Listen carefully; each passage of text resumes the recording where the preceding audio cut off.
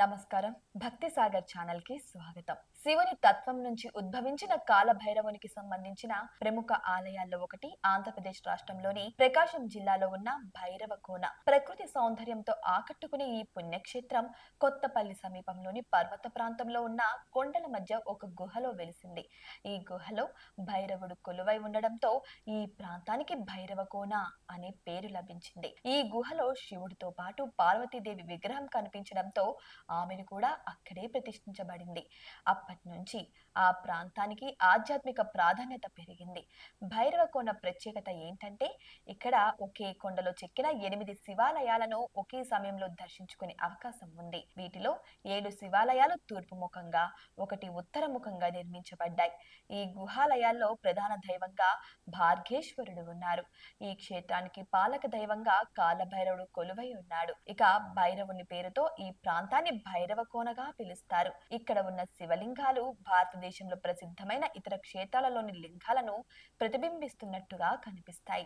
ఇదే కాకుండా ఒకే కొండలో చెక్కిన 8 శివాలయాలు కూడా ఉన్నాయి. దాని గురించి కూడా తెలుసుకుందాం.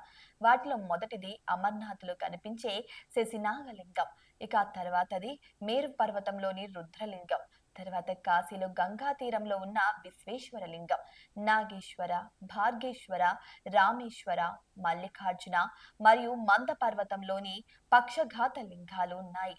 ఇక ఈ 8 గుహలలో ఉత్తరముఖంగా ఉన్న మొదటి గుహలో శశినాగలింగం దర్శించవచ్చు. ఈ గుహ ముందు నంది విగ్రహం కనిపిస్తుంది. ద్వారపాలకుల శిల్పాలు తలపాగాలతో అత్యంత రమణీయంగా చెక్కబడి ఉంది. ప్రత్యేక ఆకర్షణగా కూడా నిలుస్తాయి. ఇక తూర్పు ముఖంగా ఉన్న మిగిలిన గుహలలో భాగ్యేశ్వరింగం ముఖ్యమైనదిగా పూజలు అందుకుంటుంది. ఈ గుహల క్రమంలో వెనుక భాగంలో ఉన్న గుహలో భార్గేశ్వర శివలింగం ఉంది.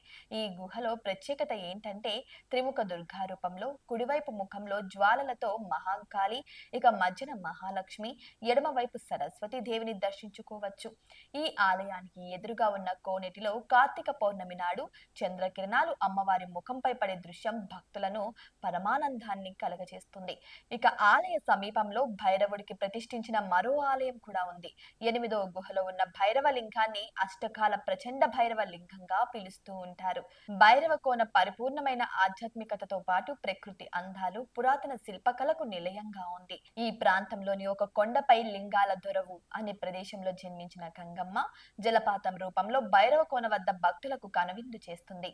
చుట్టుపక్కల ఉన్న సోమనాథ, పాల, కళింగ ధోనలు, పార్వతి, కాముని, సరస్వతి, త్రివేణి, పాచికల గుండాలు కూడా పర్యాటకులకు చూడదగినవే. అయితే ఈ ప్రాంతం అడవి ప్రాంతం అయినందున నడవగల సామర్థ్యం ఉన్న వారికి మాత్రమే ఈ గుహలను సందర్శించడం సాధ్యం అవుతుంది. ఇక ప్రకాశం జిల్లాలోని కొత్తపల్లి కొండల్లో ఉన్న ఈ భైరవ కోనకు చేరుకోవాలంటే పామూరు, చంద్రశేఖరపురం నుంచి సీతారాంపురం లేదా అంబరవరం మీదుగా కొత్తపల్లికి బస్సు, ఆటోలు, కాల సదుపాయం కూడా ఉంది. ఇక సమీప రైల్వే స్టేషన్ ఒంగోలు నుంచి అయితే 140 కిలోమీటర్ల దూరంలో ఉంది. ఇక నిత్యం 1000 నుంచి 1500 మంది భక్తులు భైరవ కోనను దర్శిస్తూ ఉంటారు. కార్తీక మాసం మొత్తం ఈ ప్రాంతం భక్తుల రాకతో కిటకిటలాడుతుంది.